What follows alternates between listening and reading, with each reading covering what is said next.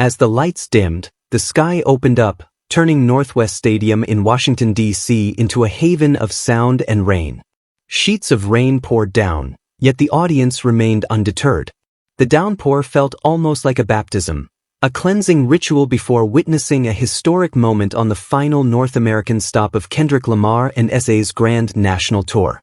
When the first notes of 30 for 30 began, the crowd's cheers rose above the storm, a powerful chorus that refused to be drowned out by the weather.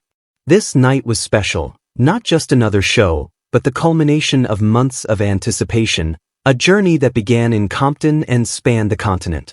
The weather was a challenge, but Kendrick and SZA proved that creativity thrives in difficult conditions. By the way, welcome to Celebrity Hip Hop Showroom, where hip hop and celebrity drama never sleep, so hit that subscribe button so you never miss the mess. Let's get into it. The performance began with an electrifying energy. SZA was the first to take the stage, her silhouette emerging through the mist as she started the soft melodies of 30 for 30. The stadium lights refracted in the raindrops, creating a halo around her. Her voice, both tender and powerful, soared above the soaked audience. Each word was filled with emotion, the pain, the longing, and the unspoken gratitude she felt for Kendrick, who had been with her through every important moment. Behind her, a large screen displayed abstract, watercolor visuals that pulsed with her music. Each note seemed to challenge the rain. I've been here before, but it never felt this real. Tonight felt more genuine than ever. As SZA's final note faded, the stage went dark. A single spotlight shone on Kendrick Lamar, crouched at center stage, his jacket hood dripping with water. The booming drumbeat of Not Like Us resonated through the stadium speakers. Instantly, the mood shifted from introspection to defiance. Thousands of fans erupted, chanting the song's hook in unison. Not like us, not like us. The chant echoed throughout the stadium, a declaration of unity and artistic individuality. Here, in Drake's territory, Kendrick stood tall, a testament that authenticity cannot be diminished by location or circumstance. Moments later, a fan rushed forward, presenting Kendrick with a bouquet of rain-soaked flowers. While the gesture may have appeared simple, it carried great significance within the context of this tour. Kendrick accepted the flowers with a nod, locking eyes with the fan before holding the blooms like a trophy. He tucked them under his arm, never letting go, as he moved across the stage. Each time the lights caught the petals, they sparkled like fragments of hope. The wildflowers from the audience, offered in appreciation, became part of the performance, a symbol of the delicate and unbreakable bond between artist and audience. As Not Like Us transitioned into whacked-out murals, Kendrick moved across the stage, still holding a bouquet of flowers. The flowers seemed to energize him, enhancing a performance that was both powerful and precise. His lyrics explored themes of struggle and redemption, while the visuals behind him changed from black and white murals to vibrant colors. The flowers added a surreal element. Here was hip-hop's most introspective lyricist, clutching symbols of fan loyalty as he rapped about art, violence, and transcendence. When he reached the final verse, he paused mid-lyric, turned the bouquet toward the audience, and boldly declared, "Ain't no pressure when the art is pure." The crowd mirrored his action, raising their hands as if in tribute. After the performance, Kendrick made his way off stage to a makeshift signing table set up just past the soundboard. Despite the ongoing rain, the atmosphere felt intimate and serene. He sat down with a pile of vinyl records in front of him. A young fan approached, holding a damn record and an old cassette tape of an early Kendrick project. Kendrick noticed the cassette, a reminder of his underground roots, and smiled warmly. He signed both items, taking a moment with the tape as if savoring the memory of his early journey. A hush fell over the fans watching, realizing they were witnessing more than just an autograph session. It was a symbolic passing of the torch, celebrating the journey from mixtapes to Grammy Awards. Meanwhile, SZA was preparing for her own encore. She stepped back onto the stage, her outfit dotted with glistening raindrops under the lights. Addressing Kendrick directly, she said, "You gave me the biggest moment of my life with all the stars, and tonight you've given me another." Her voice trembled slightly on the last word, exposing a vulnerability she rarely displayed.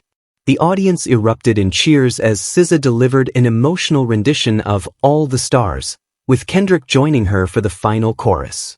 Their voices blended beautifully above the rain, creating an anthem for those who believe in the transformative power of art. On Kendrick's side of the stage, the DC crowd was buzzing with energy. The chant of "We want more" grew more intense, each shout louder than the last, and even the rain seemed to sync with their demands. Kendrick paused between songs, surveying the sea of umbrellas and drenched faces, and joked, "I know y'all cold, I know y'all wet, but can we still be alright?" The fans responded, "We gon' be alright." Their voices steady and resolute. At that moment, the rain stopped as if on cue, leaving an electrifying atmosphere filled with a collective sigh of relief. The evening was further enhanced by a special guest. Ari Lennox took the stage to a fresh wave of cheers. She and SZA embraced warmly, exchanging affectionate words that the audience couldn't hear. Ari then delivered a breathtaking performance of Pressure, her voice offering a comforting warmth against the night's chill. The collaboration felt effortless, like a gathering of an artistic family under literal storm clouds. Kendrick returned to present the final North American performance of Whacked Out Murals. This time, the stage visuals displayed a flipbook of his career, showcasing images of Compton streets, childhood friends, and album covers. He carried the flowers as if they were part of the performance, incorporating them into his movements. The rain had lightened to a mist, and the crowd leaned in, eager to catch every word. By the end of the song, the petals had darkened from the water, but Kendrick held them high, a testament to the enduring nature of art when it comes from genuine connections. As Family Ties began, the stadium erupted into a vibrant mass. Even in the rain, people moved in harmony, waves of energy flowing across the arena. Kendrick's rapid-fire verses hit like thunder, prompting a fan behind me to shout, "That's my jam." SZA joined in on the chorus, her high notes soaring above the bass. The song transformed into a communal celebration, a reminder that this tour was fundamentally about unity, a family of artists and fans brought together by music. Next up was Euphoria, and Kendrick took a moment to return the flowers to the fan who had given them to him. With tears in her eyes, she held the drenched bouquet close to her heart. Kendrick nodded and then started the song, placing the flowers safely behind his microphone stand. His voice was strong and steady, capturing the excitement that the song's title promised. As he performed, the crowd moved in unison, swaying their arms and blending their voices in a joyful chorus. The night wrapped up with Not Like Us, which served as a farewell ritual. Kendrick and SZA stood side by side, illuminated by blue and gold lights. The audience sang the lyrics back to them, louder and prouder than ever before. When the last note faded, there was a brief silence, as if everyone was holding their breath, hesitant to disrupt the magic. Then SZA lifted Kendrick's hand into the air.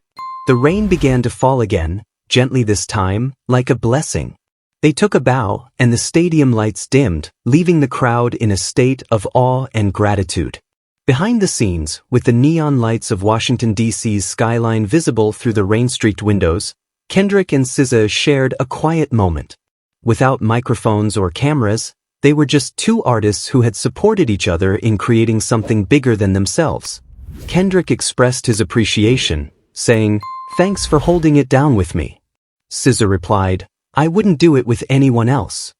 This exchange encapsulated the emotional core of the tour: partnership, trust, and a shared belief that together, they could face any challenge. As the crew began to pack up in the ongoing drizzle, the memories of the night lingered. Thousands would leave the stadium soaked, with hoarse voices and full hearts. In the days to come, clips of the rain-soaked performances, the Crip Walk celebration, the bouquet moment, and the vinyl signing would spread across social media. However, for those who were there, the most lasting image would be of two artists standing strong in the rain, determined not to let anything, not even a downpour, diminish their artistry or the audience's enthusiasm. That night was more than just a concert. It was a celebration of resilience, collaboration, and the power of music to create connections amid chaos. The rain couldn't stop Maryland and Washington from experiencing the grand finale of the tour, A celebration that would resonate throughout the city long after the final note had faded and the lights had dimmed. Ultimately, Kendrick, SZA, and their fans showed that when art and community unite, no storm is too strong to overcome.